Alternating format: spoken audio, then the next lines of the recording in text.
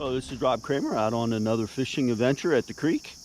This is what I call fishing hole number 2. It's been a wonderful fishing hole for me. I've caught a lot of fish here, different variety fish, panfish, caught some nice sized rock bass, and as well as caught some real nice smallmouth bass. So I'm going to take an adventure here today, see what I can do. This is September 21st. Getting close to the fall season where the smallmouth bass really and fish in general just start to really be on a feeding frenzy. So I'm hoping today will be a good day for me. Going to be using some topwater action. Got myself my Whopper Plopper here. It's done me very well, and so hoping to see some pretty decent fish today. Hoping for a good fishing trip and everything to go safe and my battery to last. So let's go. And let's do some creek fishing. Casting by that tree over there with the hope that there's a fish. Just looks like a nice, oh, got one. Oh, he kicked it off. It had the feel of a place where a fish could be. Put back over there. See if I can conjure him up again. Sometimes they'll hit immediately after, especially if you didn't get the hook. So let's try a little bit over to the left.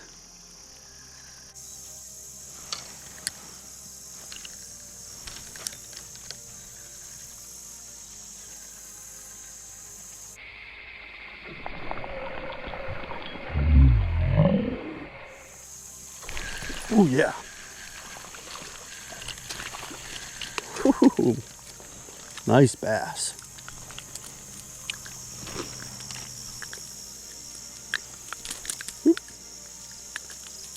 He's got a pretty good hook in the mouth. Let's see if I can get this out without hurting him. I'm going to grab my pliers. Try to make it as less painful as I can.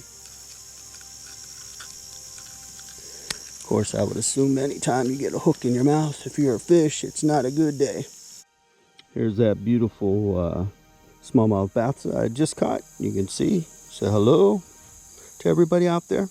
Beautiful, healthy fish. So I'm going to come out here and release them.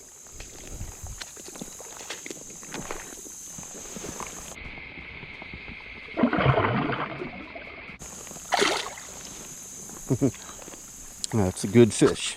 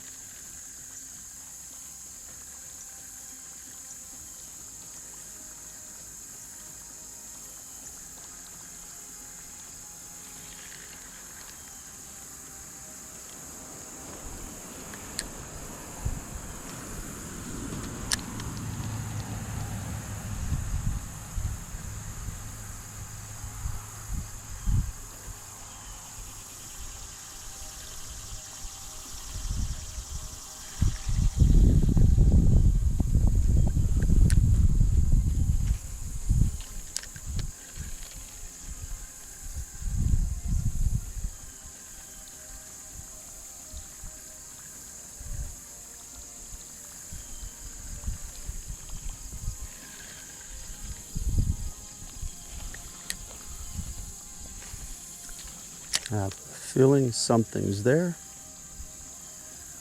Sometimes it's a matter of persistence. I find when it comes to certain fishing spots, you kind of get a feeling of where you know they're going to be hiding up at. Like I showed you right there, I just had a feeling there would be one. And turns out there was a nice smallmouth bass. Let me get him up here.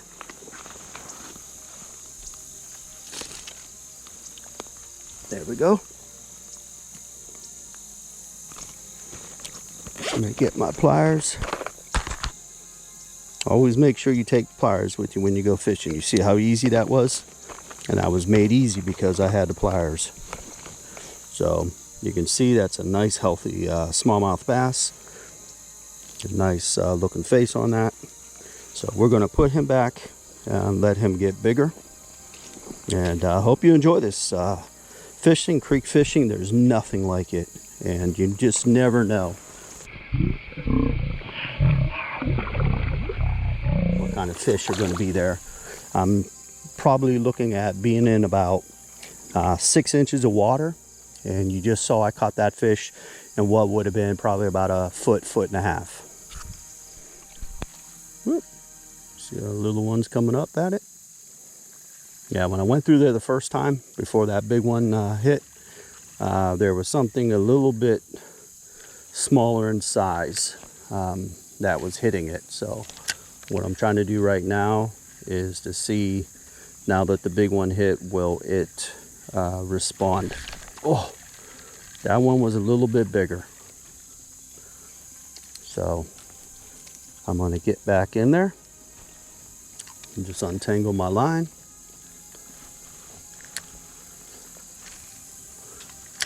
And see if I can bring it up, going a little bit slower, giving it a chance to respond. See, something just hit it. And that's what happened the last time. I had that little teeny one hit, and then I threw back up in there.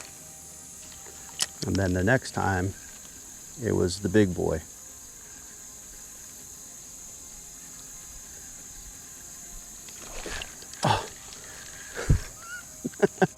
Yeah.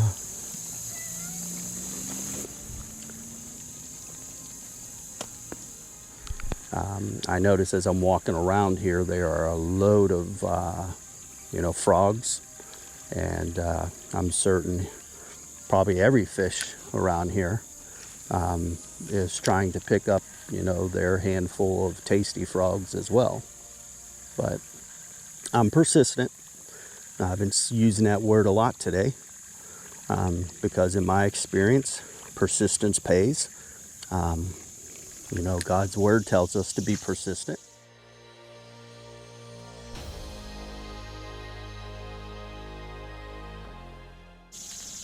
And so, if persistence really is perseverance, that whole notion is something that is very much one of a trait. It's a trait that God likes to see brought in his people.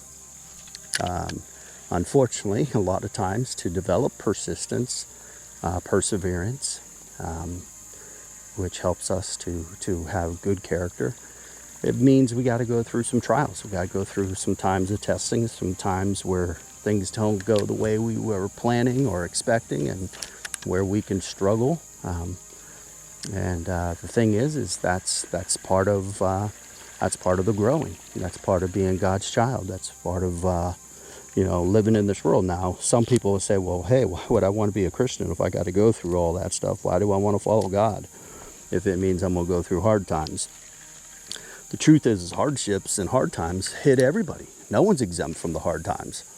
So if you're a Christian or not a Christian doesn't mean you're not going to get them. The difference is if you're a Christian, you're probably going to welcome a few more than the average guy or the average girl.